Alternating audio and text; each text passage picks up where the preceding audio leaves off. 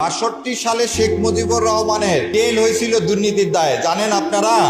কোনো ইতিহাসের বই এটা পাবেন না। একটা দুর্নীতিবাজ যখন এদেশের রাষ্ট্র ক্ষমতা গ্রহণ করে তখন তার মাথায় দুর্নীতি ছাড়া আর কোনো কিছু থাকে? ৭১ সালে ২৫শে মার্চ শেখ সাহেব কোথায় চলে গেলেন? পাকিস্তানে চলে গেলেন।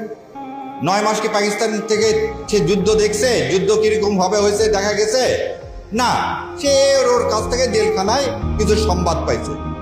তাজউদ্দিন সাহেব বাংলাদেশ থেকে চলে গেছে ২৫ তারিখ রাতে, যে কলকাতায় ছিল। তাহলে দুইজন মানুষ, স্বাধীনতা যুদ্ধে দুইজন মানুষ নেতৃত্ব দিল, শেখ মুজিবুর রহমান এবং তাজউদ্দিন। কি মতে? এই সংবিধান মতে। এখানে তো ইয়া নাই, যে প্রেসিডেন্ট জিয়াউর রহমানের নাম নাই। তাহলে এই সংবিধান যদি ঠিক হয় তাহলে যুদ্ধের নেতৃত্ব দিল কে? দুইজন লোক। কে কে দুইজন লোক?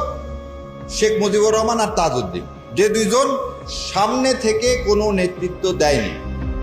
আজকে এই সংসদে দাঁড়িয়ে যারা জুলাইকে বলতেছে, জুলাই অক্ষরে অক্ষরে পালন করবে, এই দুটা লোকও এই দেশে ছিল না এই আন্দোলনের সময়।